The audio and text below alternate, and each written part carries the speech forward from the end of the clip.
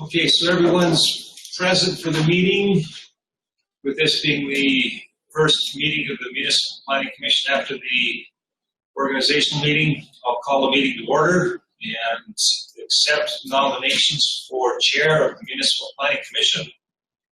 Any nominations for Chair of the Municipal Planning Commission, please? Ellen? Yes, I'd like to nominate Clarence. Councillor Unruh has nominated Clarence Anglung as Chair of the Municipal Planning Commission. Is there any other nominations for Chair of MPC? One final call. Any nominations for Chair of MPC? I'll declare Clarence Anglung as Chair of MPC. Thank you. Thank you, everyone. We'll try to struggle through another year. I would like to call the nominations for an election of a vice chair, please. Anne-Marie? I nominate Tracy Fife as vice chair for MPC. Are there any further nominations? Are there any further nominations? Seeing none, I will name Tracy as our vice chair. We don't have to excuse anyone from the meeting. The minutes of September 24th were circulated. How would you wish to handle them? Tracy? Motion to approve the minutes as circulated. Thank you. Is there any discussion? Seeing none, all in favor? That is passed. Are there any post-agenda items? Again, seeing none, can we have an adoption of the agenda, please? Reubie moves. All in favor? That is passed. We'll go on to our subdivisions. And go ahead, staff. Okay, good morning. This is an application to create one new parcel, approximately 3.57 acres, 1.446 hectares in size. It is located in the southeast of 1915, just south of the hamlet of Castles. The parcel is zone fringe, and access to the proposed parcel is off of Range Road 14-5. Oh, pardon me, sorry. Okay, so access for this will be from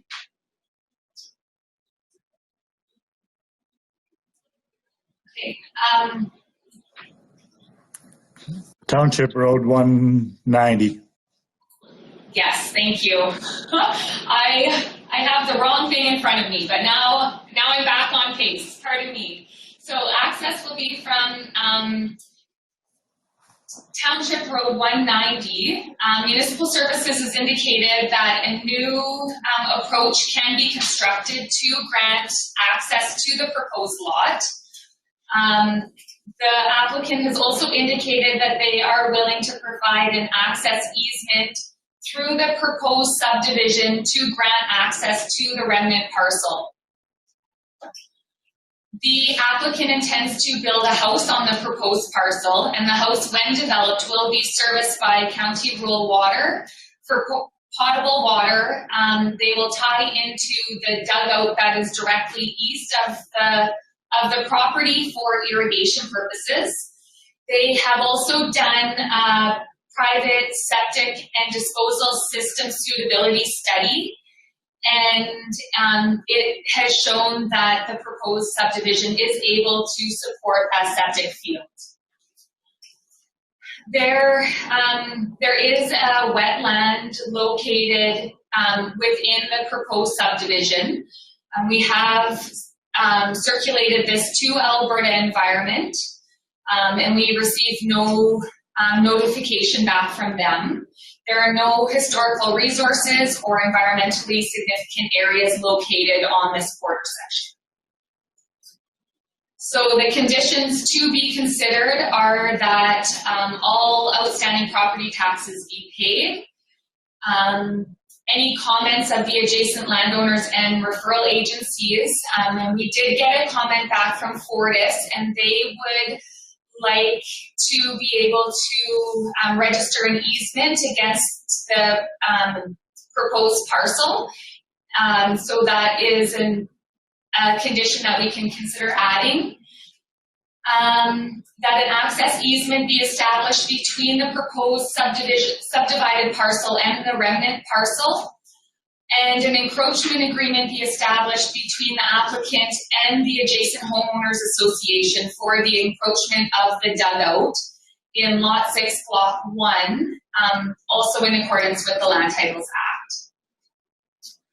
So for this subdivision, there are a few options for municipal reserve. There is a deferred reserve caveat on the title of the parcel that was put there at the time of a prior subdivision. So the options are that we take, or that MPC takes 3.7 acres, which is the total acreage of the proposed parcel, and the deferred reserve caveat that is registered on title for an additional 1.09 acres at a land value of $5,000 per acre. So then the applicant would pay the deferred reserve and for the new parcel, so then it would be a blank slate. So the total municipal reserve owing for option number 1 is $2,737, which is cash in lieu of municipal reserve, which is 10% of the market value of the land. Option 2 would be to take municipal reserve on the 3.7 acre proposed parcel for a total of $1,785, and the deferred reserve caveat remain registered on the remnant parcel, and that can be taken when that remnant parcel, if and when that remnant parcel is subdivided further. Option number 3 is to defer the municipal reserve caveat on the remnant parcel, so no cash in lieu would be taken in this case. And that's all for me if there's any questions.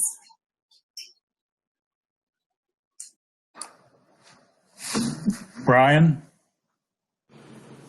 Thank you, Mr. Chairman. My question is on the shared access. I know there's several of these in my area. I'm just curious from a staff's point of view, do they work fairly well? Do we have issues when it comes to when landowners change hands and there's a difference of opinion when getting access, i.e. people being able to drive on those shared accesses?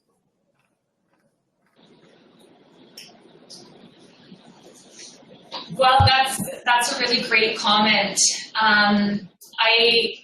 I really think that it's just a matter of the neighbors in this case, and an easement that's registered on title can be upheld by the grantee. So access is permitted. There are some other options, but maybe Jeff has a little bit more experience in this regard. Yeah, I guess just to be clear, the shared access won't be between the two homes, right? The easement is for access to the remnant parcel of the subdivision and through that parcel. So I mean, legally, I don't see any issues with it in terms of registering the access easement. I mean, I have never experienced any issues, civil issues with it with any people that have actual easement in place and registered against title. The issue is when we don't have those easements in place and it's been a handshake deal or there's been no documentation with this. We had some considerable conversation about this remnant parcel because you can see that it still does touch the county road allowance, Township Road 19-0, just east of the multi-lot subdivision there. That is a registered Eastern Irrigation District drain in that portion of the parcel, and administration discussed it, and we thought, in the future, if the wish of the applicant is to keep this remnant parcel in the way it's shown in the plan, we would also request that an access easement be registered against the proposed parcel, because we can't guarantee the suitability of the access along that EID drain. There's no constructed driving bank or anything like that. So this access easement is in consideration of the possible difficulties of a future owner accessing the parcel down that EID drain. And I'm not sure if Maria has anything else on that.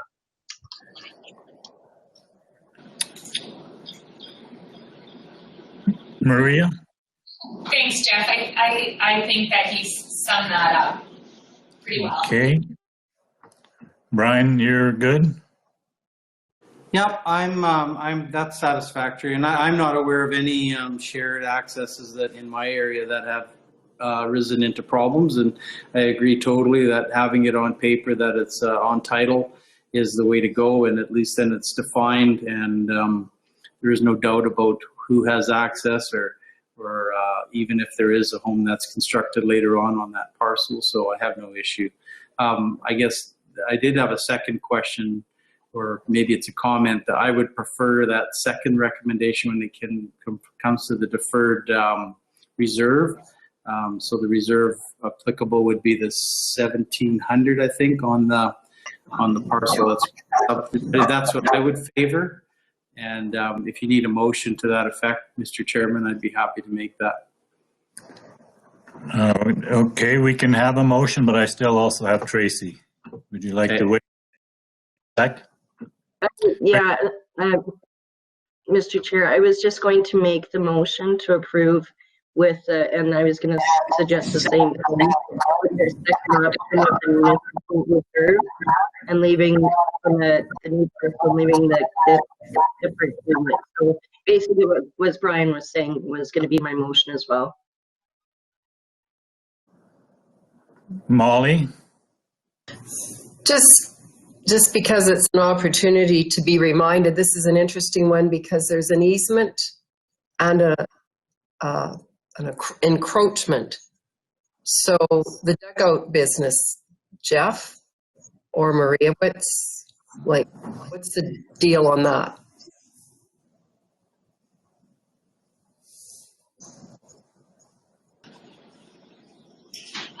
I can speak to that, I think. So the dugout was recently sold to the Homeowners Association by the County of Newell. That dugout, I believe, may have been there for fire suppression purposes for the multi-lot subdivision to the east of that property. So the landowners in that area have formed a homeowners association so that they can utilize that lot for irrigation purposes. Unfortunately, that dugout was built or just over the property lines. And so that's probably been there for as long as it's been constructed. So now we have the opportunity to provide an easement for the dugout so that the landowner of the proposed parcel will maintain the integrity of that dugout. Without an easement, they could go and take away fill dirt, and so this is a way to protect the homeowners association. Thank you. Okay, so I've got two people willing to make a motion. I'm going to take Tracy's, and I'm taking it, Tracy, you also with option 2 on the reserve?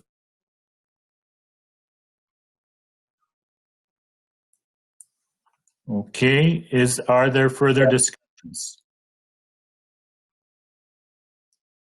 Are we ready for the question?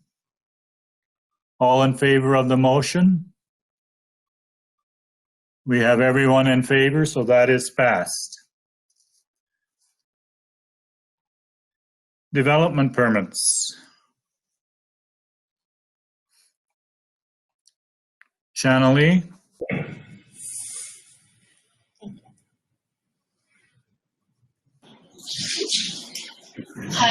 Development permit 2020065 is for the construction of an addition to a dwelling with a variance to the side yard setback and the approval of the existing dwelling with a deck. According to the assessment records, the house was constructed in approximately 1939, which is before there was a land use bylaw. The applicant did obtain approval for a 440 square foot addition on development permit 2020058 just in September. However, due to miscommunication between the applicant and our contractor, the foundation of the addition was installed closer to the side yard than what she had approval for. Upon discovery of the error, the applicant submitted the development permit application with the request for a variance of 2.5 feet, bringing the 5-foot setback down to 2.5 feet. I have indicated in my report that the contractor submitted a letter with the details of the issue, but that did not get submitted. There was no issues or concerns from staff. There was no response from adjacent landowners, and we're recommending approval with conditions. And Ms. Schroeder is here to answer questions.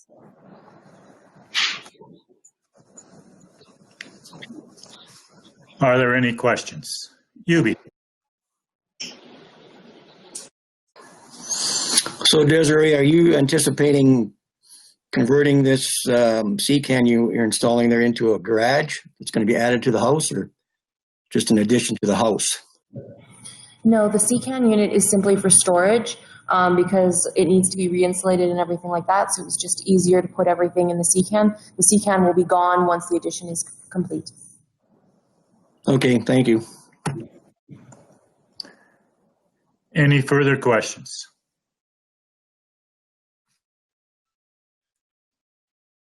Okay, I would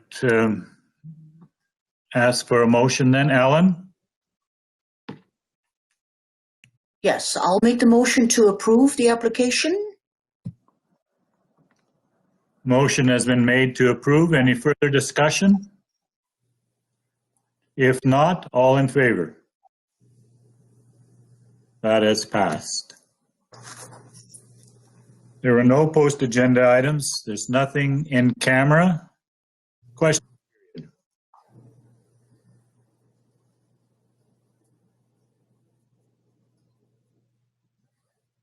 Seeing none, I will adjourn the meeting. Thank you.